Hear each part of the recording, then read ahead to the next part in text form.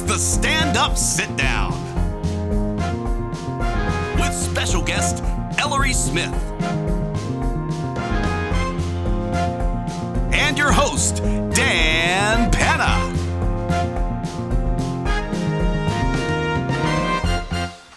Hey everyone, welcome to the show. I'm your host, Dan Pena, and I gotta say, it is really good to be here. I'm so freaking excited to have my own show. So I've got something to talk about at the holidays. I'm the creator and executive producer of this show, and I gotta say, it streams online completely free. So there's absolutely, positively no way this show can get canceled. Unless I make some friends and they invite me places. I'd still have to keep the show going, though. So that way my mom can send me money. She thinks she's a producer on the show. Whew. It's been a crazy week with the impeachment inquiry, am I right? Unless you happen to be the president, in which case it was just the first week of fall for that guy. Speaking of fall, I've been appreciating some pumpkin spice lately.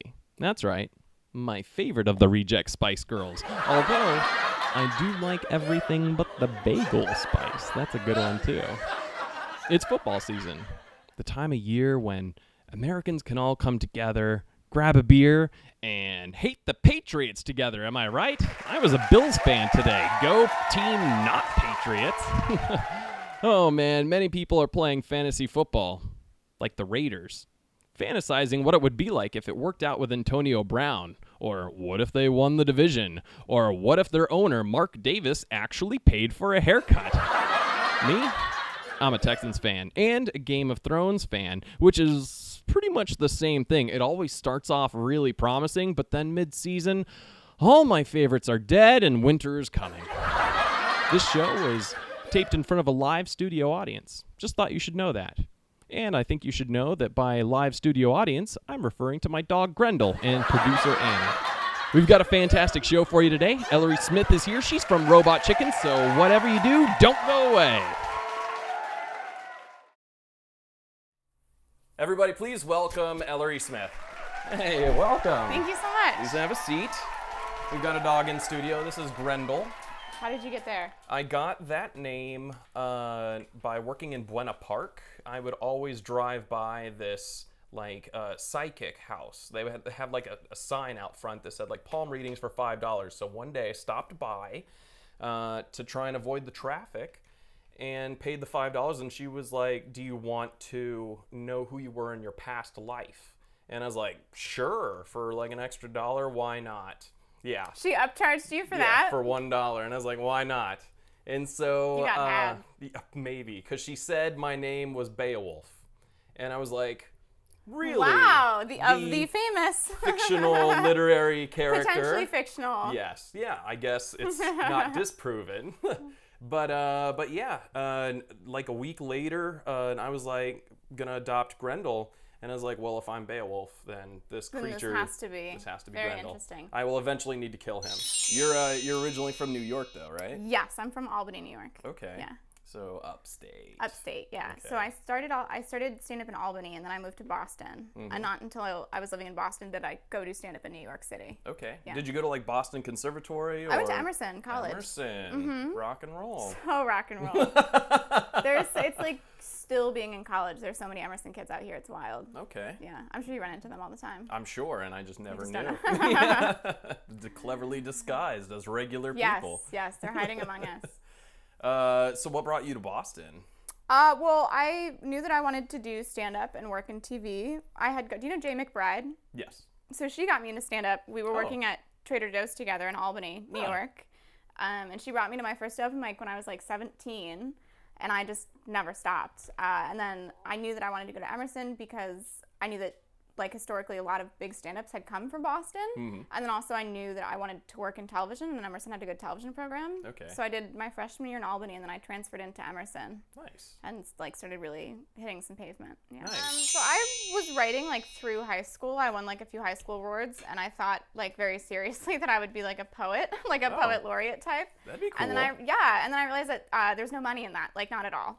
And also I was like not very good. I took myself like very seriously. And then like senior year of high school, I don't know. I like got a sense of humor. I don't know what happened. Something like flipped inside of me. I feel funny today. Yeah. Or I think like, I don't know. Something happened where I just stopped, being so precious about everything. Okay. And it was like there was so much more freedom inside of that. And then in conjunction with that, I was starting to do stand-up. Okay. And so it just like, it all clicked, and I began like reading a bunch of books about like writing in TV, about like humor essays, like just how to get into the world. And I was like obsessed with the Pete Holmes podcast.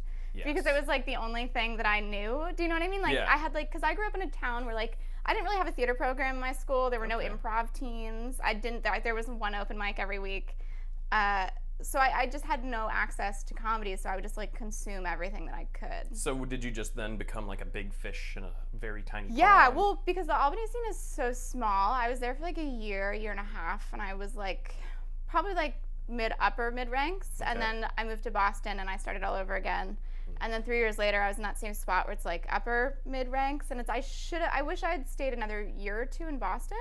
It does have a good scene. It is a great scene, and then also I wish I had like a half hour before I moved out here. Oh yeah. Yeah, like a really like functional one that I could like shop around.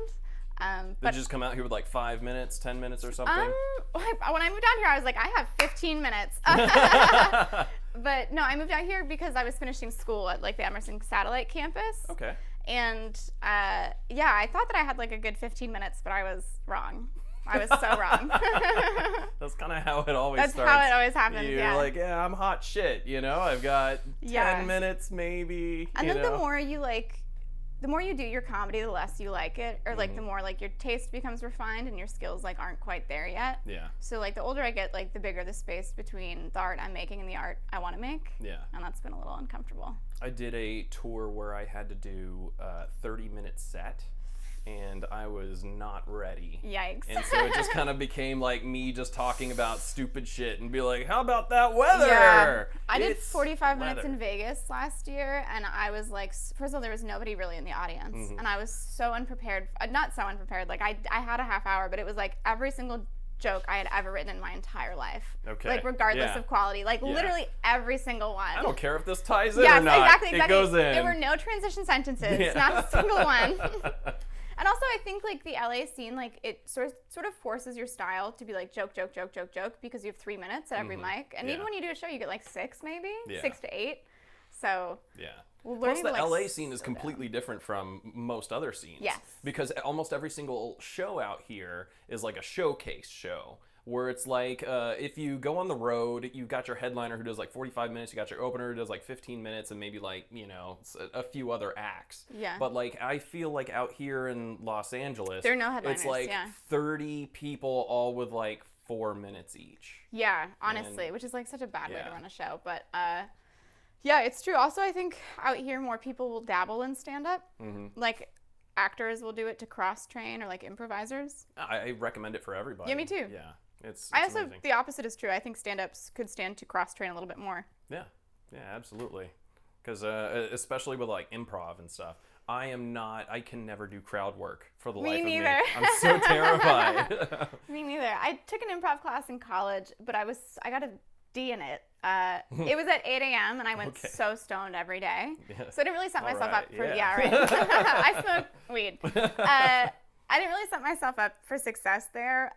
But then when I moved out here, do you know anything about the Idiot School at the PAC? Like clowning? No, but I want to take clowning. That sounds amazing. I took a clowning class, and it was like really transformative, like very difficult, and I cried a lot, but like other than that, it was a lot of fun. I when I'm not myself doing stand-up, I do this thing. It's almost like I wouldn't say an alter ego, but it's kind of an alter ego where I perform as a superhero called Night Striker, and because I'm wearing a helmet the entire time, you can't see any facial expressions, so I had to focus a lot on like just internet classes for clowning, as well as studying Deadpool and interesting. Just watching the Deadpool You should definitely movie. take one of these classes. It's like very performative. It's like sort of like the Cape Berlant John Early space, right? Where it's I don't know. It's really hard to explain. You should all look that up.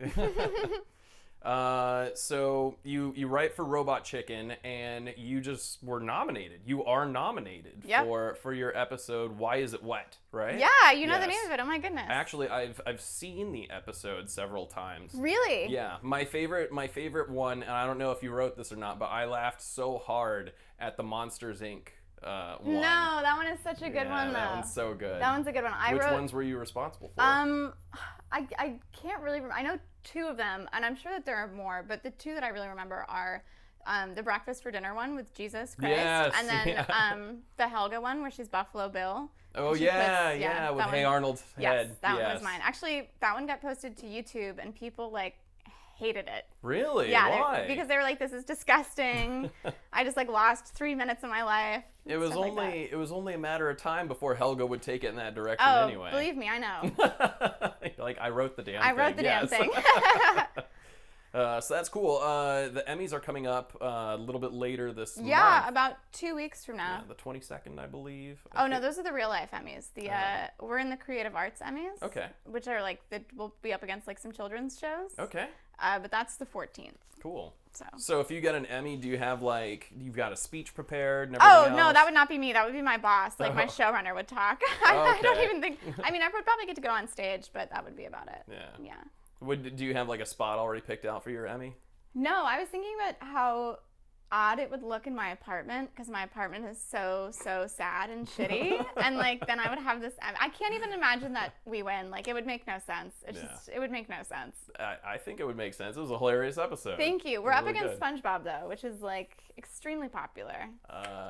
Fuck SpongeBob. I'll say that directly to the camera. His words, not mine. What kind of future projects do you have on the table? Are you allowed to talk? I feel like you think I'm a lot busier than I am. I have like, I'm back at Robot right now writing. Great. I'm submitting packets a lot of places. I'm trying to, actually write. Like I think because I do stand up, I will sort of let myself off the hook with writing because I'll be like, I'm still working. Like I'd go up twice a night, but my manager does not feel that way. Okay. He would love to have like a new sample.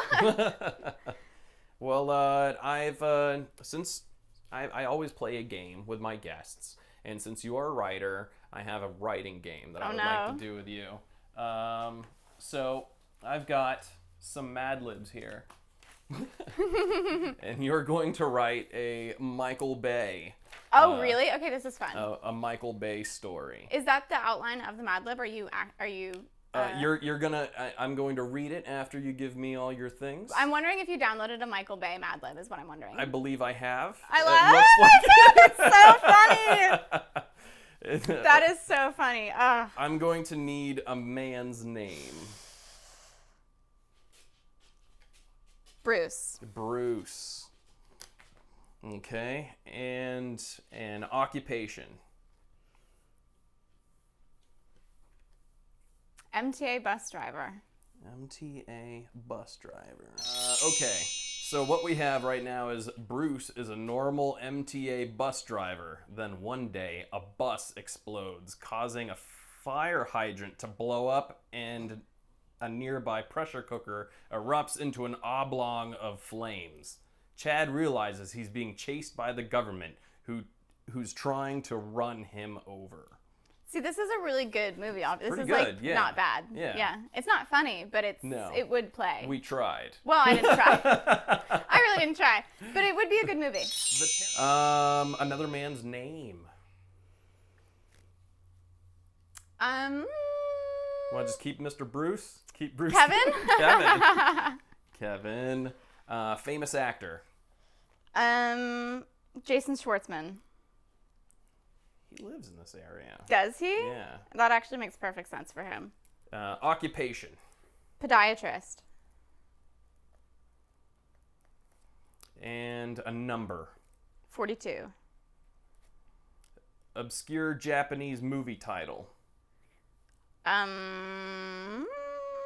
don't know any, and I don't want to be offensive. Just a weird, like, blood at midnight. Okay, Martyrs. It's a French film. Martyrs. Or maybe it's Japanese. It's like a horror film.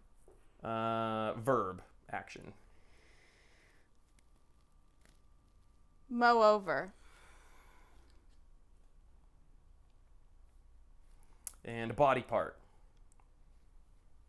Stomach.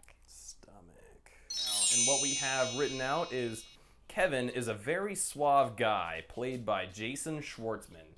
He's done some bad stuff, but he's very cool. He has a long conversation with a podiatrist in which he makes 42 references to a classic Hollywood film that was based on the obscure Japanese film Martyrs. Then he kills him very violently, mowing him over on the stomach, and then lauding his dish off. That is disgusting.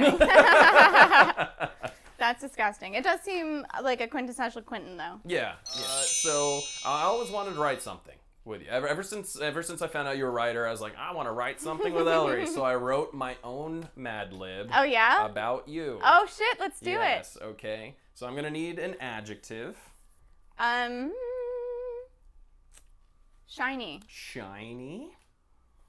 I'm going to need a profession. Therapist. Therapist. Mad Libs make me realize that I don't know as many words as I think I know. And 2 adjectives. Sad. Lonely. Oh my god. Okay. Ellory Smith was a very shiny therapist. She worked on the show Dead and Gone, which she won several cars for. One day, Dan Pena invited her to be a parking lot on his Guy podcast. They soon became bookshelves and lived sad lives with lonely careers. Not too far from the truth. No, yeah. And if you were like an A-list celebrity like Angelina Jolie or something, like who would be like the other celebrities that you would hang out with the most? That I would hang out with? Yeah, who would be like your best friend and why? Oh, I'm obsessed with Armie Hammer. I think he is like so cool. He's really cool, but he's also like very into like Epstein conspiracy theories, and I find that to be so funny. His Twitter is like blowing up with it. It's so funny to me. It's so funny to me. Yeah, and it's crazy. Who would have thought? I know. Armie Hammer. Yeah, the problem is I feel like A-list celebrities are like not interesting. Do you know what I mean? Yeah. Because there are a few like A-list writers, and there are a lot of A-list actors, and I find actors to be like. No offense. I find actors to be, because they're like, their whole job is to like feel emotion. They tend to be like a little bit unstable. Like, it's just, I can't imagine like having to constantly like touch like your trauma so often. Yeah. And I think that because of that, they're like a little hard to be around. Yeah. As you shouldn't agree with as someone who was an actor, I guess I still am. I do things from time to time, but for the most part, I agree. Yeah. Or like, I feel like I have dated a lot of commercial actors, and they're like beautiful, but just empty. Do you know what I mean? Just like can't riff for shit, you know. But I think that's just LA in general. Yeah, maybe. Like, I don't know. It just kind of like whittles away at your soul. I just recently got back like into the dating game, like on dating apps. Thank you so much. And it's just like, it's a wasteland. It's really... It's rough out there. Farmers only will do that to you. Yes, yeah. I'm on Plenty of Fish. Thank you very much. I would like for you to talk a little bit about the show that you produce, Funnelingus. Oh, thank you so much. I just did an interview in Forbes, and I didn't bring up the show, and I didn't bring up the Emmy. They talk about it very briefly. My show? They don't mention it by name, but they do say the fact that I run it? Yeah. Yeah, I didn't really read it all the way through. I did. Thank you so much. Yeah, I forgot to bring up the show, and afterwards I was like, plug your show, idiot.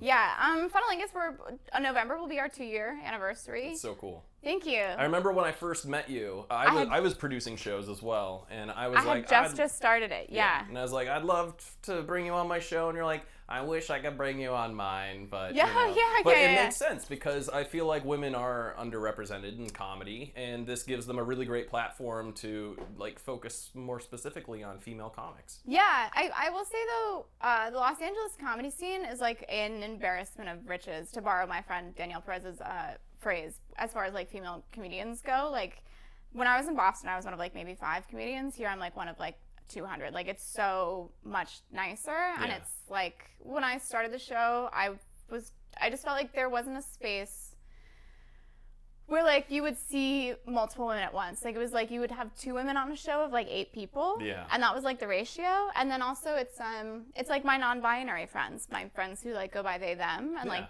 are, you know, a little bit more alternative as far as their comedy goes.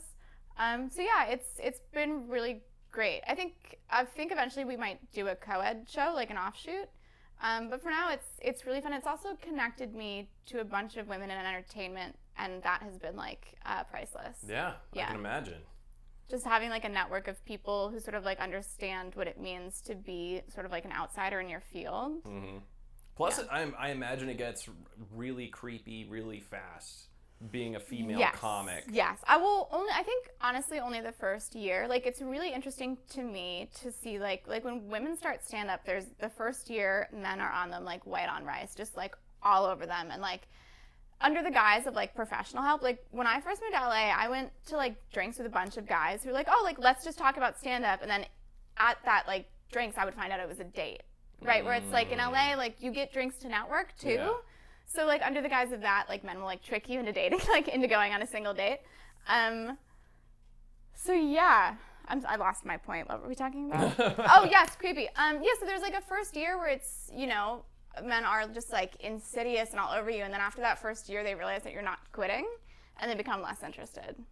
Yeah. That's shitty. It is shitty. And then also like when men find out that you, like what will happen to me is like people will Google me and they'll find like my Twitter account, and they'll realize that like I can sort of throw my weight around as far as like writing jokes goes, and then they stop being interested in me. They're just intimidated or scared that you could skewer them if they fuck up. I think maybe that's it, which is like I would never do that to somebody like I actually loved. Yeah. But yeah, I don't want to say like intimidation so much, but I have been on like a lot of dates with dudes who will like find out where I am in my career and then like not be interested anymore. And I don't know if it's just like a function of like I have this thing that I'm so passionate about and they might not have that.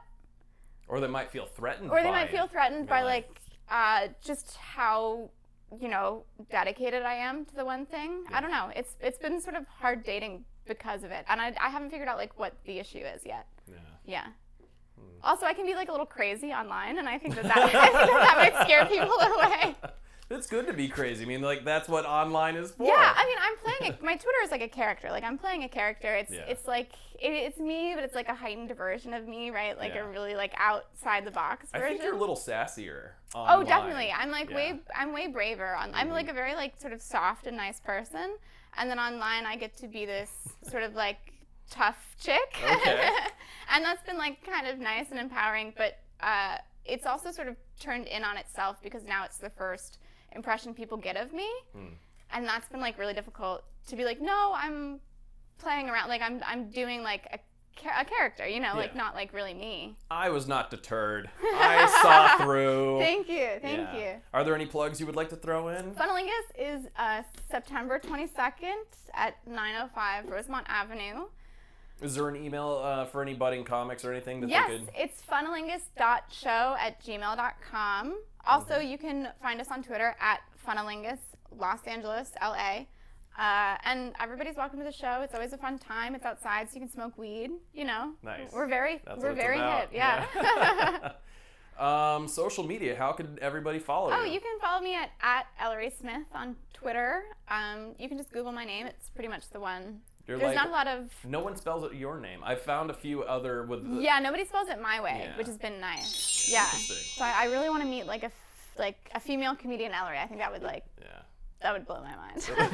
But then you'd have to fight her. Yeah, of course. For dominance. Yeah. There could be only one. True. Everybody, this has been Ellory Smith. Thank you so much for coming up on the show. Of course, I had so much fun. Thank you for having me. Absolutely. Next week, we've got David Scher, one of the key artists for Warner Brothers Animation. Stay tuned for that. Oh, wow. That's going to be really fun. It's going to be great.